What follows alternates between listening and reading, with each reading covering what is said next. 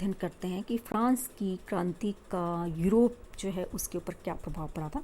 जाहिर है जब इस प्रकार से फ्रांस जो उसमें क्रांति हुई तो जाहिर है इसका अन्य देश जो उनके ऊपर भी अलग अलग प्रकार से अलग अलग प्रभाव पड़ा था, जिसमें सबसे पहली बात आती है कि सामंती व्यवस्था का अंत। जाहिर है फ्रांस में इस प्रकार से जो विशेष अधिकार लोग जो थे उनके विशेष अधिकार जो थे उनको समाप्त कर दिया गया था। तो जाहिर है इस बात का अन्य क्षेत्र जो उनके ऊपर भी प्रभाव पड़ा था कि मध्यकालीन समाज की सामंती व्यवस्था का अंत करना फ्रांसीसी क्रांति की सबसे बड़ी महत्वपूर्ण देन मानी गई है और सदियों तक करोड़ों व्यक्ति इस व्यवस्था के अंतर्गत पिसते रहे। आर्थिक शोषण तो इस व्यवस्था की सबसे बड़ी चारित्रिक विशेषता थी, लेकिन इसकी सबसे बड़ी बुराई ये थी कि इसके अंतर्गत सामान्य व्यक्ति का कोई भी महत्व नहीं था और फ्रांस की क्रांति ने इस जनक व्यवस्था जो थी उसका अंत कर दिया और इस समानता के सिद्धांत का प्रतिपादित कर दिया। अर्थात जो तीन वर्ग थे, उच्च मध्यम निम्न, यानी कि उन सभी को समानता का अधिकार दिया गया और तीनों दलों को एक साथ बैठकर वोटिंग करने का, एक साथ बैठकर मत देने का अधिकार दिया गया था, जिससे कि ये क्या नाम था, जो वर्ग विभेद जो था वो समाप्त कर दिया गया और सभी को समानता का अधिकार दिया गया। और फ्रांसी की क्रांति आगे चलकर दूसरे देशों के लोगों पर इतना अधिक प्रभाव पड़ा कि यूरोप के अन्य देशों में भी धीरे धीरे सामंती व्यवस्था का अंत हो गया। दूसरी बात आती धर्मनिरपेक्ष राज्य का उदय, कि धर्म के क्षेत्र में उदारता और बाद में सहिष्णुता लाना इस क्रांति की एक अन्य महत्वपूर्ण देन है।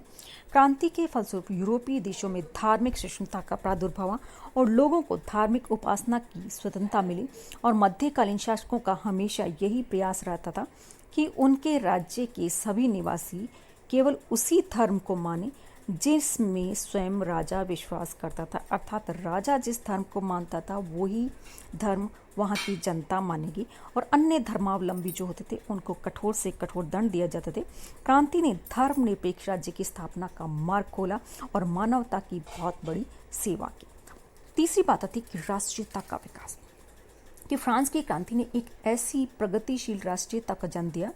जिससे आधुनिक संसार आज भी सबसे ज़्यादा प्रभावित है, कि नागरिकों के हृदय में उसने अपने देश की सुरक्षा के लिए राष्ट्रीयता की ये भावना केवल फ्रांस भरी, जो कि न केवल फ्रांस तक ही सीमित रही बल्कि बाहर भी। जैसे जैसे क्रांति का विस्तार होता गया वैसे वैसे यूरोप के अन्य देश भी राष्ट्रीयता की भावना से प्रभावित हुए और प्रेरित होने लगे और संसार के सभी पद दलित और परतंत्र लोगों ने इस भावना का प्रसार हुआ और प्रत्येक देश में अपने राष्ट्र को स्वतंत्र और उन्नत बनाने के लिए आंदोलन हुए। इसके अलावा राजनीतिक देने की क्रांति ने राजाओं के दैवी सिद्धांत का अंत कर लोकप्रिय संप्रभुता के सिद्धांत का प्रतिपादन किया और शासन की बागडोर केवल एक व्यक्ति के हाथ में न रहकर तथा संप्रभुता केवल राजा में ही केंद्रित न होकर राज्य की जनता के हाथों में हो। और यह इस क्रांति का परिणाम था और अब सर्वसाधारण प्रत्यक्ष रूप से देश की राजनीति में हिस्सा बटाने लगे और इससे जनता में आत्मविश्वास की एक नई भावना का विकास हुआ और राजनीतिक दलों का बड़े पैमाने पर उदय और विकास हुआ। नेक्स्ट बात आती है कि व्यक्ति की महत्ता, अर्थात व्यक्ति को इम्पोर्टेंस दी गई, कि मानव अधिकारों की घोषणा और स्वतंत्रता एवं समानता के सिद्धांतों का प्रतिपादित करके फ्रांस की क्रांति ने व्यक्ति के महत्व और गरिमा को स्वीकार किया और क्रांति के पहले साधारण व्यक्ति का कोई भी महत्व नहीं था और समाज में केवल विशेष अधिकार प्राप्त लोग जो होते थे उन्हीं को विशेष अधिकार मिलते थे और सर्वोच्च सत्ता जनता में निवास करने लगी और जनता के विचारों की अभिव्यक्ति ही शासन का स्वरूप जो उसका आधार बन गई। इस प्रकार से व्यक्तिगत स्वतंत्रता का सिद्धांत क्रांति की अमूल्य देन मानी जाती है। इसके अलावा समाजवाद का प्रारंभ, फ्रांस की क्रांति ने समाजवादी व्यवस्था का मार्ग भी खोला। इसने अमीर और निर्धनों को न्याय के सम्मुख समानता प्रदान की और सभी के लिए समान कानूनों की व्यवस्था की। और ये ठीक है कि क्रांति ने श्रमिकों की स्थिति को सुधारने तथा पूंजीपतियों का सफाया करने में सबसे अधिक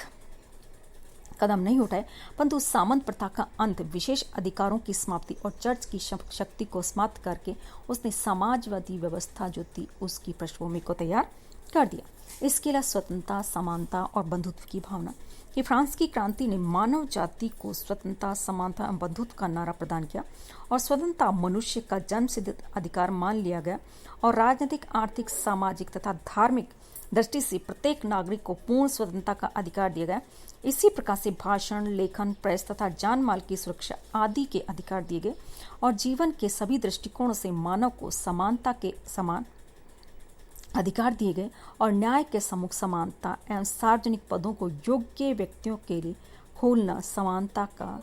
ज्वलंत उदाहरण है। और परस्पर प्रेम, सहयोग एवं सहानुभूति ही बंधुत्व है। इसी का विकल्प क्रांति का मुख्य दे रहा था और इन्हीं के आधार पर आने वाले संसार में लोकतंत्र की नींव को मजबूत किया गया। तो इस प्रकार से फ्रांस की क्रांति जो उसका संपूर्ण यूरोप पर बहुत ज़्यादा प्रभाव पड़ा, क्योंकि उसमें सामंती व्यवस्था का अंत हुआ, धर्मनिरपेक्ष राज्य का उदय हुआ, राष्ट्रीयता का विकास हुआ, इसके अलावा कुछ राजनीतिक देने जो हुई, व्यक्ति का महत्व बढ़ा, समाजवाद का प्रारंभ हुआ, इसके अलावा स्वतंत्रता, समानता और बंधुत्व को बढ़ावा दिया गया।